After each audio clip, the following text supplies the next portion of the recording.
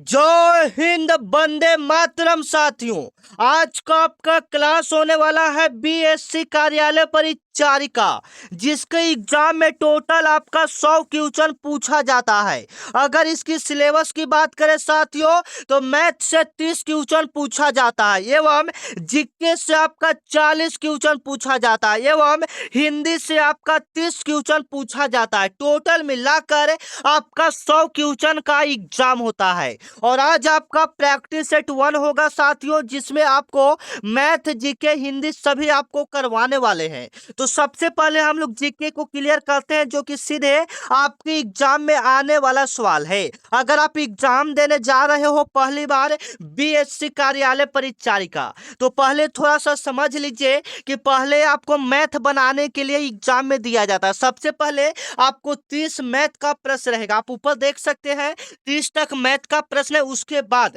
30 से लेकर 70 तक 30 से लेकर 70 तक जीके का प्रश्न रहेगा एवं 70 से लेकर 100 तक हिंदी का प्रश्न रहेगा। इस पैटर्न पर आपका बीएससी कार्यालय परिचारिका एग्जाम होता है। मैं पहले आपको बता दूं, भले क्वेश्चन की क्वालिटी आपको कम दिखे, लेकिन जो क्वेश्चन है साथियों, वो सीधे एकदम क्या बोलते हैं, सिलेक्टेड एवं छपने वाला प्रश्न है। तो आज का आपका पहला प्रश्न है, प्राचीनतम वेद कौन सा, सबसे पुराना वेद कौन सा। यह हाल फिलहाल में आपके एग्जाम में पूछा गया सवाल है कि प्राचीनतम वेद कौन सा। साथियों, सबसे पुराना वेद किसको कहा जाता है, तो ऋग वेद को कहा जाता है।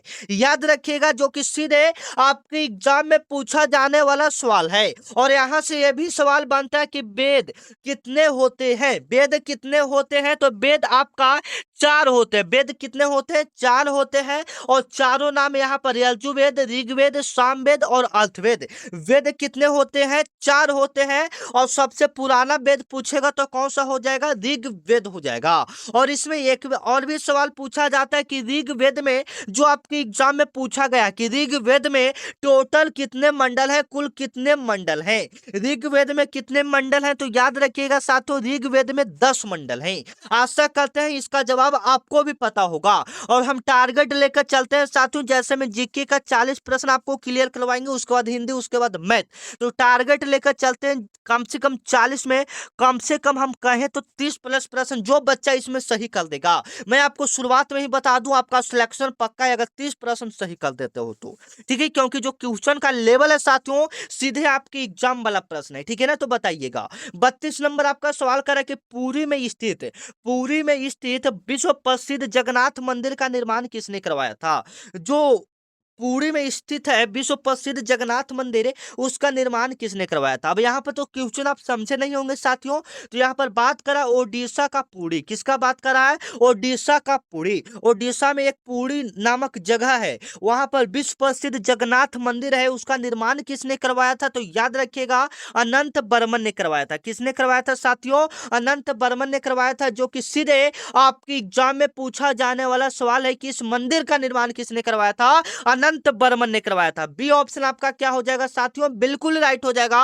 और यह जो मंदिर है किस भगवान के लिए प्रसिद्ध है, तो भगवान विष्णु के लिए प्रसिद्ध है। जो जगन्नाथ मंदिर बनाया गया है उसमें किस देवताओं का मंदिर है बाबू, तो वह भगवान विष्णु का। याद रखिएगा। और ऐसा ही सवाल आपके एग्जाम में बीएससी में पूछा जाता है। और आज के इस वीडियो में पूरे टॉप लेवल के सवाल को करेंगे। ठीक है ना, चलिए जवाब देने का कोशिश कीजिएगा जो सवाल आपको आए। ठीक है ना। भारतीय राष्ट्रीय कांग्रेस का प्रथम अधिवेशन दिसंबर 1885 में कहां में हुआ था। आपको पता होना चाहिए कि भारतीय राष्ट्रीय कांग्रेस का जो स्थापना हुआ था वह हुआ था 28 दिसंबर 1850 ईस्वी को। 28 दिसंबर 1850 ईस्वी को भारतीय राष्ट्रीय कांग्रेस का स्थापना हुआ था साथियों। याद रखिएगा, जो कि सीधे आपके एग्जाम में पूछा गया था। और ये किस शहर में हुआ था ये पूछ रहा है, तो ये आपका बॉम्बे शहर, यानी अभी फिलहाल बम्बई है। बॉम्बे शहर यानी मुंबई, फिलहाल में क्या है, मुंबई है, आप याद रखिएगा। जो कि सीधे आपके एग्जाम में पूछा गया सवाल है साथियों। ठीक है। और इसका अध्यक्ष की बात करेगा, इसका अध्यक्ष कौन था, तो याद रखिएगा ए ओ हयूम था। इसका अध्यक्ष कौन था साथियों, ए ओ हयूम था। इसका स्थापना पूछेगा तो ए ओ हयूम, लेकिन इसका अध्यक्ष पूछेगा तो WC बनर्जी हो जाएगा। ठीक है ना। 2 सवाल यहां से पहले आप क्लियर कर लीजिए, कोई डाउट नहीं रहना चाहिए। सबसे पहले हमने बताया साथियों, भारतीय राष्ट्रीय कांग्रेस का स्थापना कब हुआ था, 28 दिसंबर 1985 ईस्वी को हुआ था, मुंबई में हुआ था। ये आपका क्लियर हो गया, ठीक है। और इसका अध्यक्ष पूछेगा तो इसका अध्यक्ष डब्ल्यू.सी. बनर्जी था। इसका अध्यक्ष कौन था? डब्ल्यू.सी. बनर्जी था साथियों, याद रखिएगा। और इसका स्थापना किसने किया था? तो ए.ओ. ह्यूम ने किया था। दो सवाल आपका यहाँ से क्लियर हो गया और यहाँ से एक दो सवाल आपके एग्जाम में पूछा जाने का संभावना है, तो आप इसे अच्छे से रट जाइएगा। 34 नंबर आपका सवाल क्या कर रहा है? सबसे पहले तो आप इस वीडियो पर एक प्यारा सा कमेंट करिए कि आपको क्लास कैसा लग रहा है, ठीक है। ये बहुत जरूरी है। जो बच्चे मेरे वीडियो को देख रहे हैं, बताइएगा आपको क्लास कैसा लग रहा है और क्वेश्चन का लेवल किस प्रकार है, ठीक है।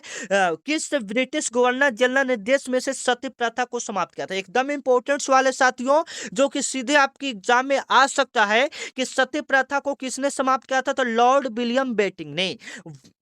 सती प्रथा को किसने समाप्त किया था? लॉर्ड विलियम बेटिंग ने, याद रखिएगा साथियों, जो कि सीधे आपकी एग्जाम में पूछा जाने वाला सवाल है। और कब समाप्त किया गया था? तो 1829 ईस्वी में। कब समाप्त किया गया था साथियों?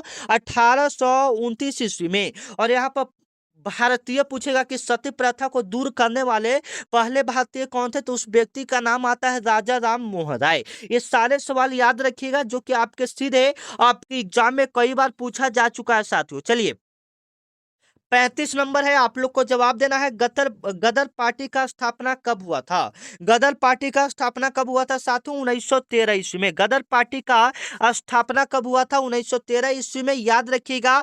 और इसका स्थापना हरदयाल ने किया था। इसका स्थापना किसने किया था? लाला हरदयाल ने किया था। गदर पार्टी का स्थापना किसने किया था? लाला हरदयाल ने किया था, याद रखिएगा साथियों। गदर पार्टी का स्थापना लाला हरदयाल ने 1913 ईस्वी में किया था, जो कि सीधे आपके एग्जाम में पूछा जाने वाला सवाल है। एकदम इंपॉर्टेंट लेवल का सवाल है साथियों, ठीक है। सांप्रदायिक निर्वाचन का जनक किसे माना जाता है? बताइएगा, सांप्रदायिक निर्वाचन का जनक किन्हें माना जाता है साथियों? तो आपका जवाब आना चाहिए लॉर्ड मिंटो को माना जाता है। किसको माना जाता है? सांप्रदायिक निर्वाचन का जनक लॉर्ड मिंटो को माना जाता है साथियों, याद रखिएगा, जो कि सीधे आपकी एग्जाम में पूछा जाने वाला सवाल है। लॉर्ड इरविन और गांधी जी के बीच एक समझौता हुआ था, जिसे गांधी इरविन समझौता के नाम से जाना जाता है। तो ये पूछता है कभी कभी कि गांधी इरविन समझौता कब हुआ था? तो 1931 ईस्वी में हुआ था साथियों, ठीक है ना। हम आपको वही सवाल करवाएंगे जो सीधे आपकी एग्जाम में आने वाला सवाल है। चलिए, अगला नंबर सवाल है, 37 नंबर सवाल है कि भारत की गुटनिरपेक्षता की विदेश नीति के जन्मदाता कौन है? जवाब आना चाहिए कि गुटनिरपेक्षता की विदेश नीति के जन्मदाता कौन है साथियों? आपका जवाब आना चाहिए, जो कि सीधे आपकी एग्जाम में पूछा जाने वाला सवाल है, जवाहरलाल नेहरू। ये ऑप्शन आपका क्या हो जाएगा? बिल्कुल राइट हो जाएगा साथियों, जो कि सीधे आपके एग्जाम में पूछा जाने वाला सवाल है कि गुटनिरपेक्षता विदेश नीति के जन्मदाता कौन है साथियों?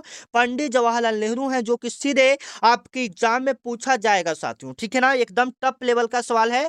और भारत की पहली महिला प्रधानमंत्री कौन थी? इंदिरा गांधी थी, याद रखिएगा। साथ में आप लोग भी जवाब दीजिएगा, तो ज्यादा आपको याद होने का चांसेस रहेगा। और इसका पीडीएफ चाहते हैं तो एक बार कमेंट में कर दीजिए कि हाँ सर इसका पीडीएफ चाहिए। पीडीएफ कमेंट में कर दीजिएगा, आपके पास चला जाएगा। किस घटना ने राष्ट्रवाद की अवधारणा को जन्म दिया था? काफी इंपॉर्टेंट सवाल है साथियों, जवाब दीजिएगा कि किस घटना ने राष्ट्रवाद की अवधारणा को जन्म दिया था। एकदम इंपॉर्टेंट सवाल है साथियों, तो याद रखिएगा, यह फ्रांस की क्रांति के कारण राष्ट्रवाद की अवधारणा का क्या हुआ था? जन्म हुआ था। आप याद रखिएगा साथियों, जो कि सीधे आपके एग्जाम में पूछा जाने वाला सवाल है। चलिए, 39 नंबर सवाल को हम लोग फटाफट करेंगे साथियों, ठीक है। जापान में रक्तहीन क्रांति या मेइज पुनः स्थापना किस वर्ष में हुआ था? जापान में रक्तहीन क्रांति कब हुआ था? बताइएगा, जो कि सीधे आपके एग्जाम में पूछा जाने वाला सवाल है। तो यह 1868 ईस्वी में हुआ था। यह 1868 ईस्वी में हुआ था साथियों, याद रखिएगा। चलिए, 40 नंबर आप सवाल देख सकते हैं, एकदम इंपॉर्टेंट है। बोस्टन बंदरगाह पर 340 चाय के बॉक्सों को समुद्र में फेंका गया। इस घटना को किस नाम से जाना जाता है? बोस्टन बंदरगाह पर 340 चाय के बॉक्सों को समुद्र में फेंका गया। इस घटना को किस नाम से जाना जाता है साथियों? आपका जवाब आना चाहिए। एकदम इंपॉर्टेंट सवाल है, आपका जवाब बिल्कुल आ रहा है, बोस्टन टी पार्टी। इसको बोस्टन टी पार्टी के घटना के नाम से जाना जाता है साथियों, याद रखिएगा, जो कि सीधे आपके एग्जाम में पूछा जाने वाला सवाल है, ठीक है ना। इसमें 340 चाय के बक्से को समुद्र में फेंक दिया गया था, आप इतना याद रखिएगा, ठीक है ना। चलिए, 41 नंबर सवाल है कि इनमें कौन सा ग्रह सबसे अधिक घनत्व वाला है। इसमें कौन सा ग्रह सबसे अधिक घनत्व वाला है, तो हमारा पृथ्वी ही सबसे अधिक घनत्व वाला है। और सबसे बड़ा ग्रह पूछेगा तो बृहस्पति, सबसे छोटा ग्रह पूछेगा तो बुध। याद रखिएगा, जो कि सीधे आपकी एग्जाम में पूछा जाने वाला सवाल है साथियों। अगर हम लोग 42 नंबर सवाल की बात करेंगे, जो कि सीधे आपकी एग्जाम के लिए देख सकते हैं, एकदम एग्जाम लेवल, एग्जाम बेसिक प्रश्न है साथियों। संयुक्त राष्ट्र अमेरिका को छोड़कर विश्व के निम्न देशों में कौन सा देश कच्चे तेल का सर्वाधिक उत्पादन करता है।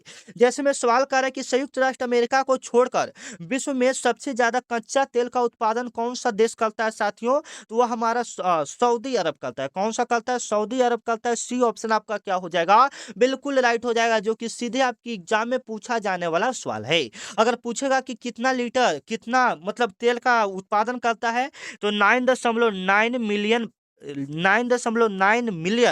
तेल का उत्पादन एक दिन में सऊदी अरब करता है साथियों, आप याद रखिएगा। ठीक है, चलिए। और अभी तक आप लोग चैनल को सब्सक्राइब नहीं किए हैं तो चैनल को सब्सक्राइब कर लीजिएगा, अगर आप डेली ऐसा क्लास करना चाहते हैं तो साथियों। ठीक है, क्योंकि आप प्रैक्टिस सेट 1 ही होने वाला है आज आपका। ठीक है, तो चैनल को सब्सक्राइब कर लीजिएगा, डेली हम आपको ऐसा क्लास करवाएंगे। और इसका पीडीएफ चाहिए या इस बुक का नाम जानना चाहते हैं कि सर आप किस बुक से क्लास करवा रहे हैं, तो कमेंट में सारा आपको रिप्लाई मिल जाएगा। जो भी दिक्कत है, कोई भी डाउट है, तो आप कमेंट कर सकते हैं साथियों। 43 नंबर आपका सवाल है कि पारिस्थितिक तंत्र में विभिन्न पोषक स्तरों के माध्यम में ऊर्जा प्रवाह डॉट डॉट डॉट क्या होता है, तो प्रत्येक उच्चतर पोषी स्तर के साथ कम हो जाता है। प्रत्येक उच्चतर पोषी स्तर के साथ क्या हो जाता है, कम हो जाता है। बी ऑप्शन आपका क्या हो जाएगा, बिल्कुल राइट हो जाएगा, जो कि सीधे आपके एग्जाम में पूछा जाने वाला सवाल है कि पारिस्थितिक तंत्र में विभिन्न पोषी स्तरों के माध्यम से ऊर्जा प्रवाह क्या हो जाता है, प्रत्येक उच्चतर पोषी से क्या हो जाता है, कम हो जाता है। ठीक है, क्वेश्चन एकदम इंपॉर्टेंट है साथियों, भले आपको अलग अलग टाइप के क्वेश्चन लगे, लेकिन क्वेश्चन लेवल ठीक है। ठीक है, भारत में स्वर्ण रेशा क्रांति का संबंध किससे, स्वर्ण रेशा क्रांति का संबंध किससे साथियों, तो याद रखिएगा, जो कि सीधे आपकी एग्जाम में पूछा जाने वाला सवाल है। तो यह जूट से संबंधित है, या किससे संबंधित है, जूट से। अब यहाँ पर जो जो हम कुछ इंपोर्टेंट आपको समझाते हैं, आप याद रखिएगा। हरित क्रांति का संबंध फसल से, स्वर्ण रेखा का आपका जूट से हो गया, नीली क्रांति का मछली से, श्वेत का दूध से। जो जो बोल रहे हैं उसको आप नोट भी कर सकते हैं। और सुनहरी क्रांति बागवानी से, गुलाबी क्रांति प्याज उत्पादन से, और रजत रजत क्रांति आपका हो जाएगा अंडा उत्पादन से। ठीक है ना, गोल क्रांति आलू उत्पादन से। ठीक है, एक सारे इंपोर्टेंट है।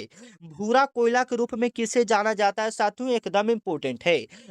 बताइएगा कि भूरा भूरा कोयला के रूप में हम लोग किनको जानते हैं, तो याद रखिएगा, लिग्नाइट को भूरा कोयला के नाम से जाना जाता है। भूरा कोयला के नाम से किनको जानते हैं साथियों, लिग्नाइट को जानते हैं, जो कि सीधे आपकी एग्जाम में पूछा जाने वाला सवाल है, एकदम इंपॉर्टेंट लेवल का सवाल है साथियों। अगला नंबर सवाल को देखिएगा, भारतीय संविधान की रचना में निम्नलिखित में से किसने सर्वाधिक गंभीर प्रभाव छोड़ा है, बताइएगा किसने छोड़ा है, तो ब्रिटिश संविधान ने छोड़ा है। भारतीय संविधान की रचना में निम्नलिखित में से किसने सर्वाधिक गंभीर प्रभाव छोड़ा है, तो ब्रिटिश संविधान ने छोड़ा है। ये ऑप्शन आपका क्या हो जाएगा, बिल्कुल राइट हो जाएगा, जो सीधे आपकी एग्जाम में पूछा जाने वाला सवाल है। और ऐसा सवाल आपकी एग्जाम में काफी पूछा जाता है, आप जब भी किताब पलट कर देखेंगे साथियों, इतना बड़ा ही आपका क्वेश्चन रहेगा। इसी के साथ अगर आप इसका पीडीएफ चाहते हैं तो टेलीग्राम ग्रुप को ज्वाइन कर सकते हैं, या मेरे व्हाट्सएप ग्रुप को ज्वाइन करिएगा, वहां पर आपको इस क्लास का पीडीएफ डाल दिया जाएगा। तो यह स्क्रीन पर एक आपको व्हाट्सएप नंबर दिख रहा है, इस पर आपको बीएससी लिखकर मैसेज करना है। उसके बाद मेरे तरफ से एक व्हाट्सएप ग्रुप का लिंक जाएगा, लिंक पर क्लिक करेंगे, आप व्हाट्सएप ग्रुप में ज्वाइन हो जाएंगे। तो फिलहाल के लिए क्लास बहुत जरूरी है, उसका स्क्रीनशॉट ले लीजिएगा, लास्ट में आप मैसेज कर सकते हैं। ठीक है, 47 नंबर आपका सवाल है, इनमें कौन भारत के उपराष्ट्रपति कभी नहीं रहे, इनमें कौन जो है भारत के उपराष्ट्रपति कभी नहीं रहे साथियों, तो आप बताइएगा, जो कि काफी इंपॉर्टेंट है, फखरुद्दीन अली अहमद। फखरुद्दीन अली अहमद, ए ऑप्शन आपका क्या हो जाएगा, बिल्कुल राइट हो जाएगा, जो कि सीधे आपकी एग्जाम में पूछा जाने वाला, मतलब ऐसा कौन सा है भारत के जो राष्ट्रपति कभी नहीं। डॉक्टर एस राधा कृष्ण पहले राष्ट्रपति, जाकिर हुसैन भी राष्ट्रपति रह चुके हैं, बीबी गिरी भी राष्ट्रपति रह चुके हैं, लेकिन फखरुद्दीन अली अहमद राष्ट्रपति नहीं रह चुके हैं। ठीक है ना, याद रखिएगा, जो कि सीधे आपके यहाँ पर सवाल थोड़ा सा है बाबू, उपराष्ट्रपति पूछा, राष्ट्रपति फखरुद्दीन अली अहमद थे। ठीक है ना, चलिए, तो यहाँ से आप क्लियर कर लीजिएगा, थोड़ा सा इंपॉर्टेंट है। ठीक है ना, चलिए, निम्नलिखित में से कौन सा विभाग वित्त मंत्रालय के अंतर्गत है, इसमें कौन सा विभाग है जो वित्त मंत्रालय के अधीन आता है, तो राजस्व विभाग हो जाएगा, व्यय विभाग हो जाएगा, आर्थिक मामलों का विभाग हो जाएगा, अर्थात इनमें से सभी हो जाएगा। जैसे में ज्यादातर चांस रहता है सभी वाला प्रश्न में क्या होता है साथियों, सभी वाला ऑप्शन बिल्कुल सही होता है। ठीक है, चलिए। अगला नंबर सवाल है कि आजादी के बाद भाषा के आधार पर भारत के राज्यों का पूर्ण गठन किस वर्ष हुआ था, बताइएगा साथियों। ठीक है, आजादी के बाद भाषा के आधार पर भारत के राज्यों का पूर्ण गठन किस वर्ष हुआ था साथियों, तो बताइएगा। तो यह हुआ था 1953 में। कब हुआ था साथियों? 1953 में भाषा के आधार पर पूर्ण गठन कब हुआ था? तो 1953 ईस्वी में हुआ था, याद रखिएगा, जो कि सीधे आपके एग्जाम में पूछा जाने वाला सवाल है। 50 नंबर आपका सवाल है, देखिएगा, काफी इंपोर्टेंट है, जो कि सीधे आपकी एग्जाम में पूछा जाएगा। हमारे संविधान के किस अनुच्छेद में पर्यावरण का संरक्षण तथा संवर्धन उपबंधित है? बताइएगा कि हमारे संविधान के किस अनुच्छेद में पर्यावरण का संरक्षण तथा संवर्धन उपबंधित है साथियों। ठीक है, काफी इंपॉर्टेंट है, जो कि सीधे आपके एग्जाम में पूछा जाएगा। ठीक है, बताइएगा। बताइएगा क्या होगा? तो अनुच्छेद 48 होगा। क्या होगा साथियों? अनुच्छेद 48 होगा, जो पर्यावरण के संरक्षण तथा संवर्धन से संबंधित है। अनुच्छेद 48 याद रखिएगा। ठीक है, एकदम टफ लेवल का सवाल है। चलिए, 51 नंबर आपका सवाल है कि निम्नलिखित में से कौन सा उत्पादक है साथियों? निम्नलिखित में से आपका कौन सा उत्पादक है, बताइएगा। 51 नंबर का उत्पादक, उत्पादक जो समझ सकते हैं, शराबी उत्पादक कभी नहीं हो सकता, भिखारी उत्पादक नहीं, ठग नहीं।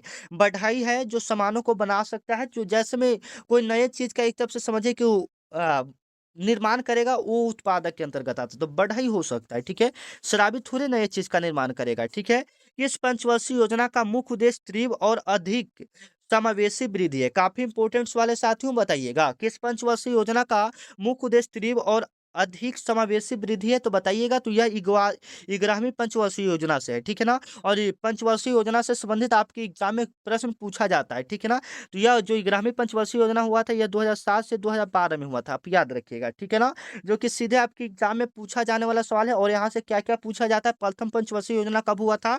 1951 में हुआ था। प्रथम पंचवर्षीय योजना कब हुआ था? 1951 में। याद रखिएगा, जो जो इंपॉर्टेंट पॉइंट बता रहे हैं कि प्रथम प्रधानमंत्री जो पंडित जवाहरलाल नेहरू थे, उनकी उनके क्षेत्र में योगदान में प्रथम पंचवर्षीय योजना को शुरू किया गया था। ठीक है ना, चलिए। 53 नंबर थोड़ा सा इंपॉर्टेंट सवाल है साथियों, जो कि फुल फॉर्म से है, और आपके एग्जाम में ये वाला सवाल पूछा भी जाता है। बताइएगा, SIDBI का पूरा नाम क्या होता है? तो small industry development bank of India. Small industry development of India होता है, बैंक ऑफ इंडिया होता है SIDBI का पूरा नाम। ए ऑप्शन आपका क्या हो जाएगा साथियों? बिल्कुल राइट हो जाएगा, जो सीधे आपके एग्जाम में पूछा जाने वाला सवाल है। चलिए, 54 नंबर सवाल को हम लोग क्लियर करेंगे, जो काफी इंपोर्टेंट है। मिशन इंद्रधनुष कहाँ आरंभ किया गया था? बताइएगा साथियों, मिशन इंद्रधनुष कहाँ आरंभ किया गया था? तो याद रखिएगा, यह आरंभ किया गया था वडनगर गुजरात में। और किसके द्वारा? या नरेंद्र मोदी के द्वारा 8 अक्टूबर 2017 ईस्वी को शुरू किया गया था। यह कब शुरू किया गया था? 8 अक्टूबर 2017 ईस्वी को। 8 अक्टूबर 2017 ईस्वी को मिशन इंद्रधनुष वडनगर गुजरात में नरेंद्र मोदी के द्वारा स्टार्ट किया गया था साथियों। ठीक है, एकदम इंपॉर्टेंट है। चलिए, अगला नंबर सवाल है कि किस कंपनी को महारत्न का दर्जा प्राप्त है? किस कंपनी को महारत्न का दर्जा प्राप्त है साथियों? तो गैल को, GAIL, गेल, इसको ऐसे हम लोग पढ़ते हैं, तो याद रखिएगा, गेल को। ठीक है, काफी इंपॉर्टेंट है, किस कंपनी को महारत्न का दर्जा मिला है साथियों? तो गेल को। सी ऑप्शन आपका क्या हो जाएगा? बिल्कुल राइट हो जाएगा। ठीक है ना, चलिए। और यह जो दर्जा मिला था, यह मिला था 1984 में। दर्जा कब मिला था? 1984 में। अगला नंबर सवाल क्या कर रहा है साथियों? 56 नंबर सवाल है, किन दो भौतिक राशियों का मात्रक समान है? इसमें बताना है कि किन दो भौतिक राशियों का मात्रक समान है साथियों। तो वेग एवं चाल का, वेग एवं चाल का समान है। बल एवं ऊर्जा का, बल का न्यूटन होता है, लेकिन ऊर्जा का जूल होता है। तो समान तो नहीं यहाँ पर हो सकता है, लेकिन वेग और चाल का यहाँ पर समान हो सकता है मीटर प्रति सेकेंड, मीटर प्रति सेकेंड। याद रखिएगा, आपकी एग्जाम में पूछा जाने वाला सवाल है। अगला नंबर सवाल है कि विद्युत मोटर में क्या होता है साथियों? बताइएगा, विद्युत मोटर में क्या होता है? तो यह विद्युत ऊर्जा को यांत्रिक ऊर्जा में बदलता है। यह विद्युत ऊर्जा को किस ऊर्जा में बदलता है साथियों? यांत्रिक ऊर्जा में बदलता है। सी ऑप्शन आपका क्या हो जाएगा? बिल्कुल राइट हो जाएगा, जो सीधे आपकी एग्जाम में पूछा जाने वाला सवाल है। किस रंग की सतह पर विकिरण का सर्वोत्तम विकिरण है? किस रंग की सतह पर विकिरण का सर्वोत्तम विकिरण है तो याद रखिएगा काला, काला का विकिरण सबसे अधिक है साथियों, ठीक है ना। अल्बर्ट आइंस्टाइन एक प्रसिद्ध क्या थे, dot dot dot, Albert Einstein एक प्रसिद्ध क्या थे साथियों, तो बताइएगा यह प्रसिद्ध क्या थे, भौतिक शास्त्री थे। ये क्या थे, एक प्रसिद्ध भौतिक शास्त्री थे, याद रखिएगा। इनका जन्म हो सकता है कभी कभी पूछ देता है, तो 18 मार्च 1889 ईस्वी को हुआ था। इनका जन्म 18 मार्च 1879 ईस्वी को जर्मनी में हुआ था, ठीक है। इन्होंने ई बराबर एम सी स्क्वायर फार्मूला का प्रतिपादन किया था। इधर कुछ साइंस के प्रश्न है तो कवर कीजिएगा। निम्न में किस में 6 गुने 10 के पावर 23 परमाणु नहीं है, 6 गुने 10 के पावर 23 परमाणु नहीं है साथियों। तो यह 6 ग्राम कार्बन में, ठीक है ना, इसमें परमाणु नहीं है, ठीक है ना। चलिए ये सब पकड़ने वाला सवाल है, यहाँ पर सॉल्व करके बताएंगे तो ज्यादा टाइम लगेगा। साधारण नमक का रासायनिक सूत्र क्या होता है साथियों, इसका रासायनिक नाम पूछ रहा है तो NaCl होता है, NaCl। यानी NaCl कहने का मतलब है सोडियम क्लोराइड। क्या हो जाएगा, सोडियम क्लोराइड। बी ऑप्शन आपका क्या हो जाएगा, बिल्कुल राइट हो जाएगा। 62 नंबर आप सवाल यहाँ पर क्लियर कर सकते हैं, काफी इंपोर्टेंट है। इनमें कौन सा कृत्रिम रेशा है, इनमें कौन सा कृत्रिम रेशा है साथियों, तो बताइएगा नायलॉन। नायलॉन यहाँ पर कृत्रिम है, जो मानव द्वारा बनाया जाता है, ऊन नहीं, रुई नहीं, रेशम नहीं। ये नायलॉन जो है यह कृत्रिम रेशा है, मानव के द्वारा तैयार किया जाता है। आनुवंशिकता की सबसे छोटी इकाई क्या है साथियों, बताइएगा। आनुवंशिकता की सबसे छोटी इकाई को क्या कहते हैं, जीन कहते हैं। क्या कहते हैं साथियों, जीन कहते हैं। डी ऑप्शन आपका क्या हो जाएगा, बिल्कुल राइट हो जाएगा, जो कि सीधे आपके एग्जाम में पूछा जाने वाला सवाल है। चलिए अगला नंबर सवाल है कि रक्त का थक्का जमने के लिए आवश्यक विटामिन क्या है। 64 नंबर आपका सवाल है कि रक्त का थक्का जमने के लिए आवश्यक विटामिन क्या है साथियों, तो आवश्यक विटामिन का नाम है के, जो रक्त का थक्का जमने में क्या करता है, सहायता करता है, ठीक है। कौन सा उद्भिद दूसरे वृक्षों की टहनियों पर वृद्धि करता है, ऐसा कौन सा है जो दूसरों वृक्ष की टहनियों पर भी वृद्धि करता है, तो यह हो जाएगा आर्किड। उसका नाम है साथियों, पौधा का एक भाग है, ठीक है ना। चलिए अगला नंबर सवाल है कि पाटलिपुत्र नगर का स्थापना किसने किया था, बताइएगा। पाटलिपुत्र नगर का स्थापना किसने किया था साथियों, तो ये किया था उदयनी ने। पाटलिपुत्र नगर का स्थापना किसने किया था, उदयनी ने किया था। और यहाँ से काफी सारा सवाल पूछा जाता है, जैसे बिहार की राजधानी पटना कब बनी, तो 1912 ईस्वी में बिहार की राजधानी पटना बनी थी, ठीक है। चलिए अनिमेष अनिमेष लोचन चैतन्य तीर्थ बिहार के किस जिला में स्थित है साथियों, तो यह आपका गया में स्थित है। ये आपका कहाँ में स्थित है, गया में। आप देख सकते हैं पेरू स्थित अंतर्राष्ट्रीय आलू केंद्र CIP के दक्षिण एशिया क्षेत्र केंद्र की स्थापना निम्नलिखित में किस स्थान पर किया जाएगा, तो इसका ऑप्शन आपका यहाँ पर हो जाएगा, देख लीजिएगा। इसका स्थापना, एक मिनट, इसका स्थापना कहाँ किया जाएगा साथियों, एकदम इंपॉर्टेंट है, बताइएगा। इसका स्थापना आपका किया जाएगा लखनऊ में। इसका स्थापना कहाँ में किया जाएगा, लखनऊ में। लखनऊ में नहीं, लखनऊ में नहीं किया जाएगा, ठीक है। आगरा इसका राइट आंसर होगा। इसका राइट आंसर क्या हो जाएगा साथियों, आगरा। चलिए अगला नंबर सवाल को देखिएगा, यहाँ पर थोड़ा सा ज्यादा PDF ज्यादा साइज का है, तो थोड़ा सा हैंग टाइप का कर रहा है, ठीक है ना। चलिए आगे बढ़िए, हाँ अब ठीक थोड़ा सा हुआ। 69 नंबर सवाल ऐसे छूट भी गया है, ठीक है ना, कोई दिक्कत की बात नहीं है। मई 2025 में प्रधानमंत्री नरेंद्र मोदी ने बिंझी झम अंतर्राष्ट्रीय डीप वाटर बहुउद्देशीय बंदरगाह को राष्ट्र को समर्पित किया। यह बंदरगाह भारत के किस राज्य का है, बताइएगा। यह भारत के किस राज्य का है, तो यह आपका केरल का है। यह आपका कहाँ का है साथियों, केरल का है। बी ऑप्शन आपका क्या हो जाएगा, बिल्कुल राइट हो जाएगा। अब यहाँ से 70 तक आपका जीके का प्रश्न क्लियर हो चुका है साथियों। अब यहाँ से हम लोग क्या करेंगे, कुछ हिंदी के प्रश्न को देखेंगे। हवा यहाँ में कौन सा शब्द है, हवा कौन सा शब्द है, आप बता सकते हैं हवा यहाँ पर कौन सा शब्द होगा, तो हवा क्रिया तो नहीं होगा, कोई काम नहीं कर रहा, विशेषण नहीं होगा, सर्वनाम नहीं होगा, संज्ञा हो जाएगा।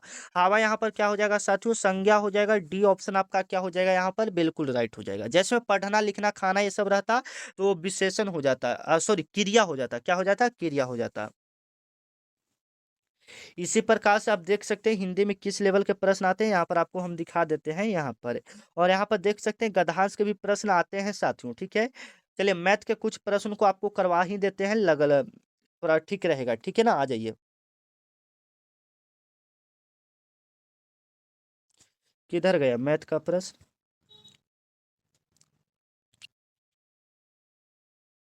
सवाल आपका क्या कह रहा है साथियों, काफी इंपॉर्टेंट है कि 5 और 7 के बीच, 5 और 7 के बीच आने वाले परमेय संख्या कितनी होते हैं, मतलब 5 और 7 के बीच कितना परिमेय संख्या होगा। तो मैं एक बात आपको बता दूं कि अगर 1 और 2 के बीच आपको कहेगा तो इसके बीच आप अनंत परिमेय संख्या लिख सकते हैं, आप याद रखिएगा। अगर दो संख्या बोल दे, कितना भी बोल दे, जैसे एग्जाम्पल में यहाँ पर 5 और 7 बोला है, हो सकता है आपके एग्जाम में 10 12 बोल दे, 2 3 बोल दे, जितना भी पूछ दे उसके बीच आप अनंत परिमेय संख्या लिख सकते हैं। कितना भी संख्या बोल दे बाबू, आप उसके बीच अनंत परिमेय संख्या लिख सकते हैं। मेरे इस बात को आप याद रखिएगा, ठीक है। चलिए अगला नंबर सवाल क्या कर रहा है कि नीचे दिए गए संख्याओं में कौन सा वर्गमूल परिमेय है। परिमेय यानी पूरा पूरा हो जाएगा, जिसका वर्गमूल वह परिमेय होगा। जैसे में 512 का वर्गमूल नहीं होता, 544 का वर्गमूल नहीं होता, 480 का नहीं होता, लेकिन 576 का वर्गमूल होता है 24। कितना होता है साथियों, 24 होता है। तो आप ऐसे भी इसको याद कर सकते हैं, ठीक है।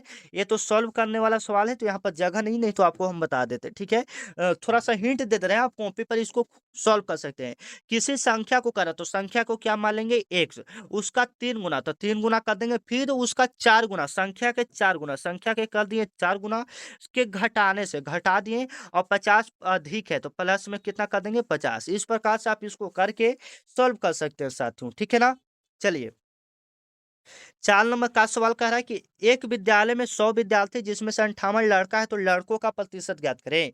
तो प्रतिशत ज्ञात करने के लिए आपको डायरेक्ट अगर ट्रिक बताएं तो 58 लड़का है और लड़का का ही पूछ रहा है, तो 58/100 कर देंगे, यानी भाग उग देंगे साथियों, तो 0 दशमलव कितना हो जाएगा, 58 हो जाएगा ना, 0.58। चलिए ये भी थोड़ा सा सिंपल है, आपको पता होना चाहिए, एकदम सिंपल है साथियों, ठीक है ना।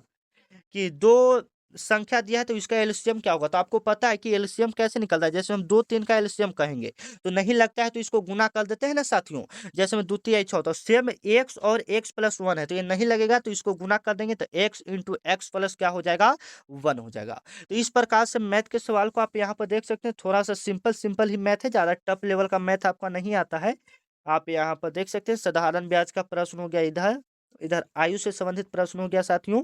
तो यही सब प्रश्न आपकी एग्जाम है। जैसे में वर्गमूल वाला भी सवाल यहाँ पर देख लेते हैं, थोड़ा सा सिंपल है इसलिए हम आपको करवा देते हैं। 46 24 का वर्गमूल कितना है, बता सकते हैं कोई बच्चे। 46 24 का वर्गमूल, टाइम दिया जाता है आपको 2 मिनट का लगभग। तो बताइएगा 46 24 का जब निकालिएगा साथियों, तो यह आपका 68 का वर्गमूल होगा। यह आपका कितना का वर्गमूल होगा, 68 का वर्गमूल होगा, याद रखिएगा। इसको तो आपको सॉल्व करना पड़ेगा, नहीं तो इसका डायरेक्ट आपको हम आंसर बता देते, ठीक है ना। ऐसे तो इसको सॉल्व करना पड़ेगा साथियों, ठीक है। लेकिन इसको सॉल्व कीजिएगा तो 2/5 आंसर आएगा, ठीक है। चलिए तो मिलते हैं नेक्स्ट वीडियो में, तब तक के लिए जय हिंद जय भारत।